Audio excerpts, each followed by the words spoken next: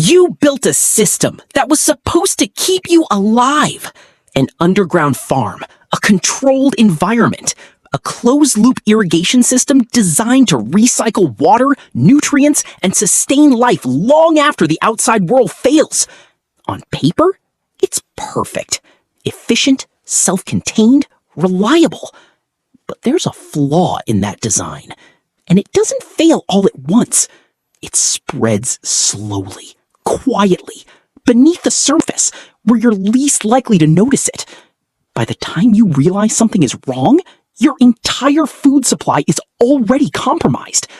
This is the underground irrigation flaw that destroys survival systems from the inside out. And most people never see it coming. When people design underground food systems, they focus on independence. They eliminate external dependencies. They build closed systems, systems that recycle everything.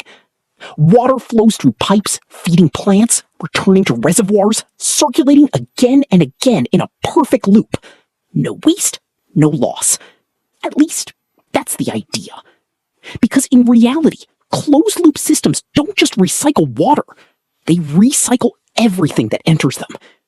Every plant releases organic material into the water. Every human interaction introduces bacteria, oils, contaminants. Even the air contributes microscopic particles that settle into the system over time. In an open environment, these contaminants disperse, they dilute, they break down, they disappear. But in a sealed underground system, they accumulate. And accumulation is where the problem begins. At first, nothing looks wrong. The plants are still growing, the system is still running, the water is still flowing. But beneath that surface, a shift has already started. Microbial life begins to increase. Bacteria multiply. Fungi spread. Organic waste builds up in microscopic layers along the surfaces of your system. Inside your pipes, inside your reservoirs, inside the roots of your plants. And once contamination enters a closed-loop irrigation system, it doesn't stay in one place. It travels. Every pump cycle distributes it further. Every irrigation cycle spreads it deeper. What starts as a small, localized issue becomes a system-wide problem. Not because the system failed, but because it worked exactly as designed. One of the most dangerous outcomes of this process is something called root rot, a condition caused by fungal pathogens that thrive in warm, oxygen-poor, nutrient-rich water. Exactly the kind of environment most underground systems create. At first, it's subtle. Roots lose their bright color. They become darker, softer, slightly damaged. Then, the symptoms spread. Plants begin to show signs of stress. Leaves lose their color. Growth slows. Yields decrease. But here's the problem. These symptoms don't appear everywhere at once. They appear in stages, which makes them easy to ignore, easy to explain away, easy to underestimate. Inside your irrigation system, something else is forming.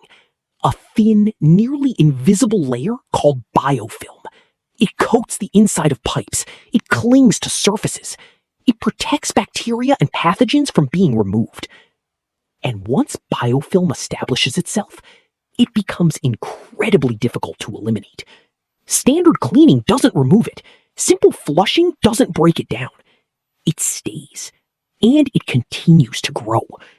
Which means your system isn't just contaminated, it's becoming resistant to recovery. This is where most survival systems begin to collapse. Not because the problem is unsolvable, but because it's misunderstood. People try to fix what they can see. They remove affected plants. They clean sections of the system. They adjust nutrient levels. But the contamination isn't in one place. It's in the loop. And as long as the loop exists in its current form, the problem continues to circulate. You're not removing it. You're redistributing it. Over and over again. At this stage, the system enters a slow decline. Food production drops. Not dramatically, not suddenly, just enough to create uncertainty, enough to raise concern, but not enough to trigger immediate action. because slow failure is easy to ignore until it isn't. Plants produce less, harvest cycles extend, quality decreases, and while all of this is happening, time is passing. Resources are being consumed, reserves are shrinking. By the time the system failure becomes obvious, it's already too late to recover without external input. And in a true survival scenario, external input doesn't exist. This is the part most designs fail to account for. Not initial success, but long-term stability. Because survival systems aren't tested by how well they perform in ideal conditions. They're tested by how they respond to gradual failure. And closed-loop irrigation systems, without proper safeguards, are extremely vulnerable to exactly that. So how do you fix it? Not with more complexity, not with more equipment, but with better structure. The key is separation. Instead of one continuous loop, you divide the system into independent zones. Each zone operates separately. Each zone can be isolated. Each zone can be shut down, cleaned, or reset without affecting the entire system, because containment is the only way to prevent total system failure. Filtration is another critical layer. Not just basic filters, but multi-stage systems that remove both physical and biological contaminants. Mechanical filtration to remove particles, biological filtration to manage microbial balance, and when necessary, sterilization methods like UV treatment to break contamination cycles.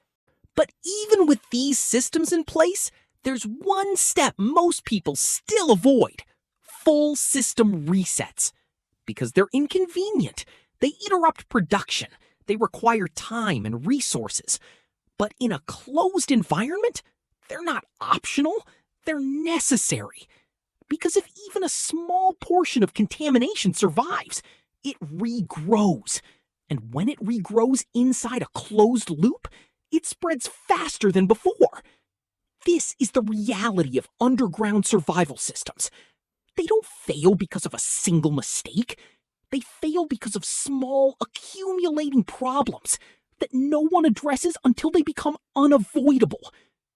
Your system might look perfect. It might run smoothly. It might produce food, for now. But the real question isn't whether it works today.